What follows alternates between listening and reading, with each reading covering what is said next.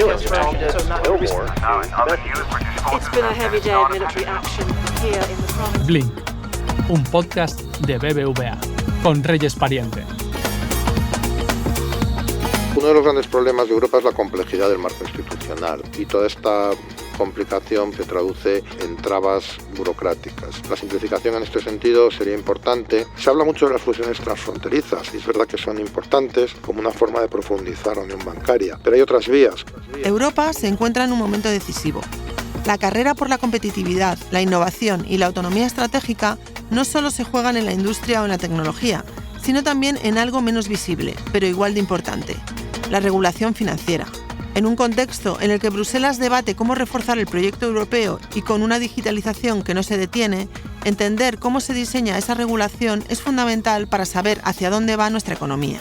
En este episodio de Blink, Javier Díaz, del equipo de comunicación de BBVA, charla con Santiago Fernández de Lis, responsable de regulación del banco.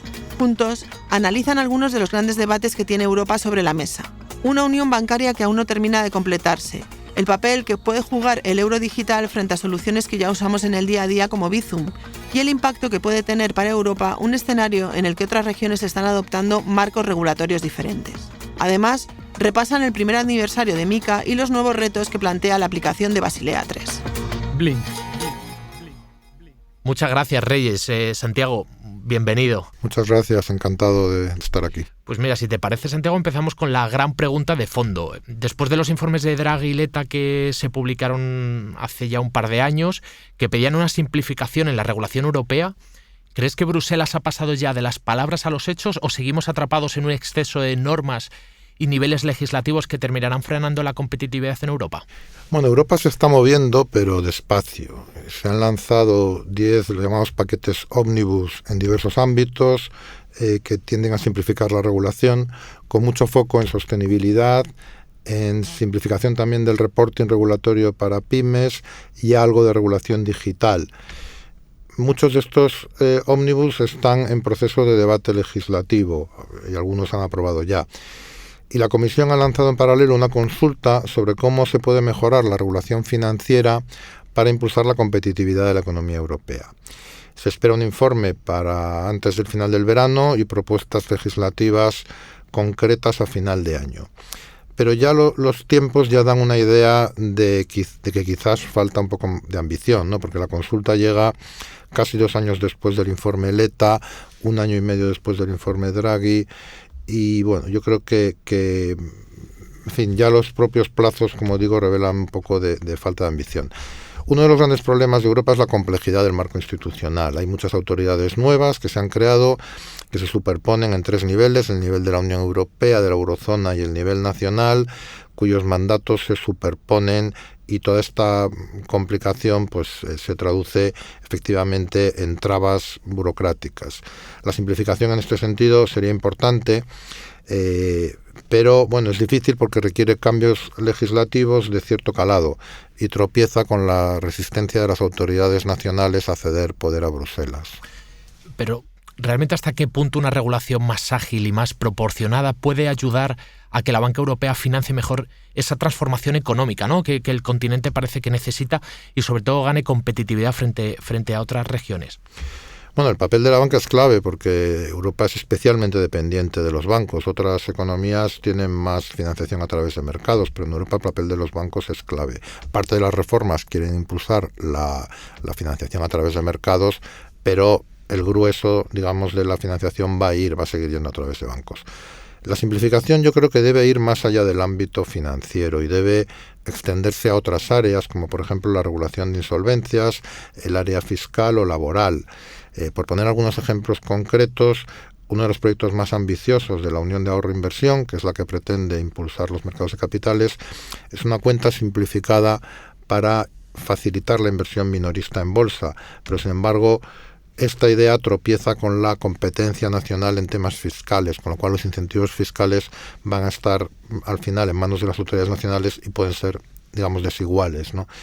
Otro objetivo, por ejemplo, que es facilitar el crecimiento de las startups, especialmente tecnológicas, y su desarrollo, tropieza con una legislación laboral que penaliza el fracaso empresarial en un sector donde, bueno, pues esto es una situación frecuente y probable, y hay que legislar de una manera un poco más flexible, ¿no?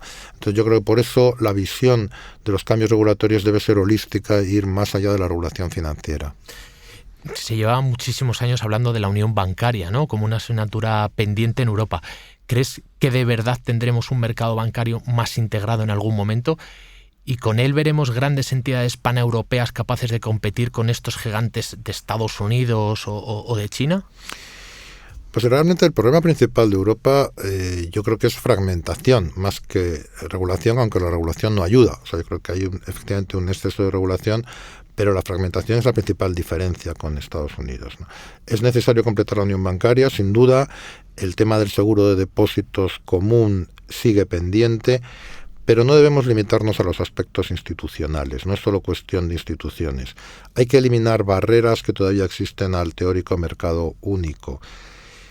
Por ejemplo, nosotros, BVA, en nuestra expansión en Italia y Alemania con un modelo digital, hemos encontrado barreras prácticas en temas como, por ejemplo, la apertura de cuentas a clientes, los mecanismos de autentificación segura en los pagos o la aplicación de protección de datos. Todo esto, que en teoría responde a unas reglas comunes, en la práctica las autoridades lo aplican de manera muy distinta, y esto dificulta la operativa de un banco como BVA en un mercado teóricamente único. Se habla mucho de las fusiones transfronterizas, y es verdad que son importantes como una forma de profundizar la unión bancaria, pero hay otras vías, como por ejemplo la provisión de servicios financieros por canales digitales, que se deberían facilitar armonizando la aplicación nacional de todas estas regulaciones. Me gustaría entrar ahora en el mundo cripto. Europa ha querido situarse a la vanguardia en regulación con MiCA, con la nueva normativa de cripto que se publicó hace algo más de un año. ¿Dirías que esta norma ha ayudado a atraer inversión y a dar más seguridad al sector, o existe el riesgo de que parte de la innovación se esté yendo a jurisdicciones más flexibles? Bueno, MiCA ha sido un avance importante porque da seguridad jurídica, pero también hay que tener en cuenta que el ecosistema cripto y de stablecoins es algo que se ha desarrollado sobre todo en Estados Unidos, y esta realidad no ha cambiado con MiCA. Es verdad que hay proyectos muy interesantes en Europa que pueden generar un desarrollo de algunas parcelas que hoy son solo incipientes. Por ejemplo, Kivalis es un proyecto para emitir una stablecoin en euros, impulsado por un consorcio de bancos europeos en el que participa BBVA. Y esta es una idea que yo creo que tiene recorrido. A más largo plazo, los depósitos tokenizados son la opción más atractiva porque combinan innovación y seguridad, pero requieren de desarrollos tecnológicos complejos por parte tanto de los bancos como de los bancos centrales. Y BBVA también está participando en los proyectos más importantes que hay a nivel mundial en este ámbito, como el proyecto Agora del BIS. Yo creo que todo esto, va a ir generando un ecosistema cada vez más desarrollado, donde Europa también tendrá, proyectos interesantes que ofrecer. Hemos visto avances importantes en la interoperabilidad de Bizum con otros sistemas europeos, como pueden ser el italiano o el portugués. Si este camino sigue avanzando, ¿qué papel crees que podría llegar a jugar el euro digital? Efectivamente, se ha avanzado mucho en la interconexión de los sistemas de pagos europeos, no solo con Italia y Portugal, sino mucho más allá, con EPI, Wiro, que conecta, con Francia, Alemania, Holanda, y con otros esquemas nórdicos. Ahora mismo la verdad es que esta alianza tiene una cobertura casi total en la eurozona. Y todo esto permitirá ganancias de eficiencia en los pagos transfronterizos y la existencia de un esquema genuinamente europeo, que yo creo que es el objetivo desde el punto de vista de autonomía estratégica de la Unión Europea. El euro digital complementará en alguna medida estos avances, sobre todo en su modalidad offline, que es la que realmente aporta casos de uso nuevos. Lo que es importante es no duplicar infraestructuras, que se reutilicen aquellas que sean reutilizables y que no se disparen los costes. Y para ello, desde luego, es muy importante una buena colaboración público-privada. Yo creo que al final los esquemas privados de pagos y el euro digital están llamados a entenderse y a cooperar. Y por último, Santiago, para finalizar, Europa ha avanzado en la aplicación de Basilea III, mientras que en Estados Unidos hemos visto ciertos retrasos y un entorno más favorable a la desregulación. ¿Existe el riesgo de que los bancos europeos estén compitiendo en desventaja frente a las grandes entidades de Wall Street? Sí, aquí esta es la segunda parte, digamos, lo que se llama la finalización de Basilea III, ¿no? Es cierto que siempre se pensó que iba a tener más impacto en algunos bancos europeos y no tanto en los bancos norteamericanos, porque el objetivo de esta parte de Basilea III es limitar los excesos de los modelos internos, y los bancos norteamericanos apenas los utilizan por restricciones regulatorias que ya vienen de la crisis anterior. Entonces, realmente el impacto ya se sabía que iba a ser mayor en algunos, como digo, algunos bancos europeos, básicamente franceses y alemanes. En la propuesta inicial en Estados Unidos había muchas exigencias que iban más allá de Basilea y que ahora se eliminan. Dicho esto, es verdad que Europa también ha ido más allá de Basilea en algunas cosas que sería bueno corregir para que las reglas del juego no nos pongan en desventaja. Por ejemplo, la regulación de las titulizaciones, que ahora está en revisión, o la aplicación de algunos colchones de capital, cuya estructura en Europa es demasiado compleja. Esto también sería bueno simplificarlo. Un ámbito en el que la simplificación sería muy bienvenida es el de la supervisión, que a veces es más importante que la regulación. Hay abierta una reflexión en este sentido sobre la simplificación de la supervisión, y también creo que esta idea de simplificar la supervisión debe ser ambiciosa, porque desde luego aquí el margen de simplificación es muy amplio. Y en este sentido creo que sería bueno introducir objetivos de competitividad en el mandato de las agencias europeas, incluido el mecanismo único de supervisión, porque ahora mismo las autoridades tienen un sesgo hacia políticas excesivamente conservadoras que creo que sería bueno corregir. El modelo británico, donde se introdujeron estos objetivos de competitividad en el mandato de las autoridades hace unos años, creo que puede ser una fuente de inspiración.